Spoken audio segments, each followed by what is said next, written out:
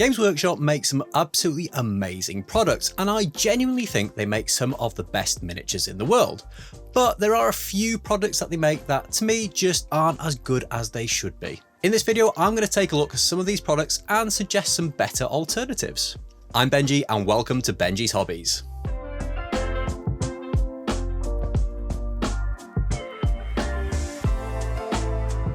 As a newcomer to the hobby, it can sometimes be quite difficult to navigate all the different products and brands that are out there. And as Games Workshop and Citadel are likely to be some of the brands that you come across first when you start, it's easy to get used to just buying their products. There are, however, loads of different brands out there that make better or cheaper versions of the same product. So let's take a look at some of those better alternatives that are on the market. First up, let's take a look at the Citadel plastic glue. Now, the glue itself isn't necessarily that bad and actually does a really good job of welding plastic models together. However, I and many other users have exactly the same issue with this product, and that is the thin metal nozzle. Whilst this does allow for precise application of the glue where you want it, the nozzle regularly gets blocked up, which can be really frustrating when you need to glue your models. There are two solutions to this that are regularly recommended by other hobbyists: sticking a pin or thin piece of wire through the nozzle to remove the blockage, or using a lighter to burn off the trapped glue. In all honesty, neither of these solutions are particularly practical or safe, and they can't really be an expectation that you should have to do this each time you want to use the glue. So what's the better alternative? Tamiya Super Thin essentially acts the same way as Citadel plastic glue, but it comes with a really handy tiny brush applicator. It means you have the same level of control as you do with the narrow tip on the Citadel plastic glue, but none of the clogging issues. What's more, you get twice as much glue in this little pot for a lot less, so this should keep you going for much longer. Overall, this is a significantly better solution for a plastic glue for most hobbyists. Next up, let's take a look at rattle can primers. Games Workshop make a range of coloured rattle can paints that match up to the range of Sistel paints such as Lead Belcher, Mephiston Red, Macragge Blue, and loads of others. This is really useful and a big bonus if you're painting an army that is primarily one colour, for example Ultramarines or Death Guard, but if you just want some plain black or grey primer, there are some far better and cheaper options on the market. Now, I know some people in the comments are going to shout at me and say that Games Workshop spray paints are not designed to be primers, but I have personally used them like that for the last few years and haven't had any problems with them, so I guess it's each to their own on that one. Over the years, I've tried loads of different brands of spray cans for priming and undercoating miniatures, from Army Painter, who make a range of coloured ones, to cheaper car primers from discount stores. However, the one that I seem to go back to for general priming is the Halford's Grey Primer. At £7.50 for a 400ml tin, this works out a lot cheaper than buying primers from most regular hobby companies, including Games Workshop, and they give a nice even base layer for painting over. Don't get me wrong, the Games Workshop spray cans still have their place if you want a specific army-wide base colour, but for general priming, the Halford's Grey Primer is a much cheaper option. Next on my list, brushes. Now, this is a really contentious one, and it's one product that I very much think comes down to personal preference and to some extent luck. I've used some Citadel brushes that have been amazing. I'm personally a really big fan of the Citadel dry brushes. Not only are they great for what they were designed for, which is of course dry brushing, but they're also great for base coating terrain or larger models.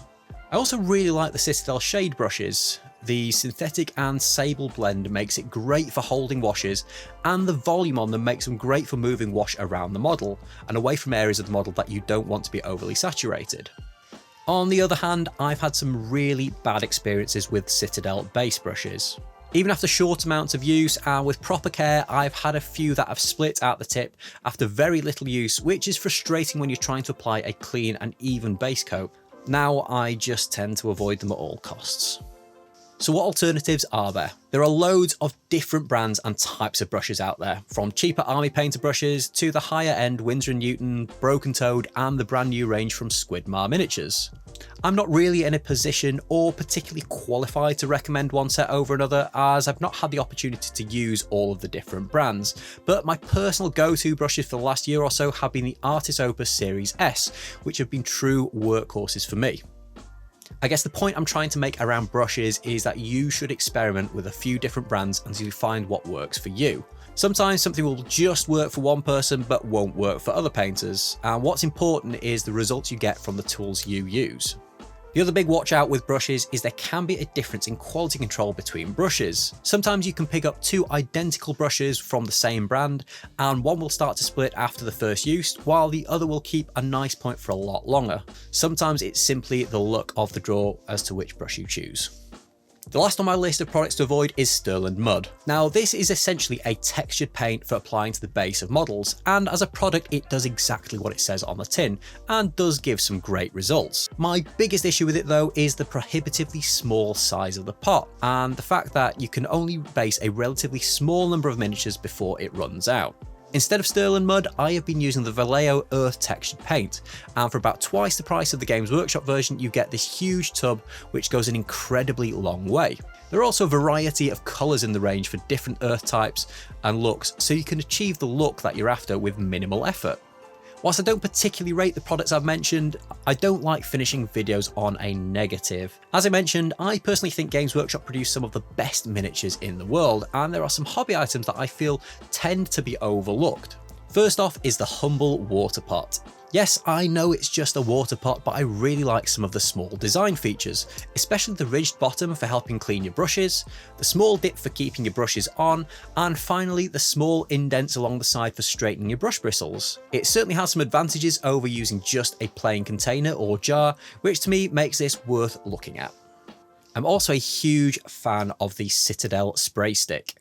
Now this is a product that somewhat got laughed at when it was released, but it actually works really well.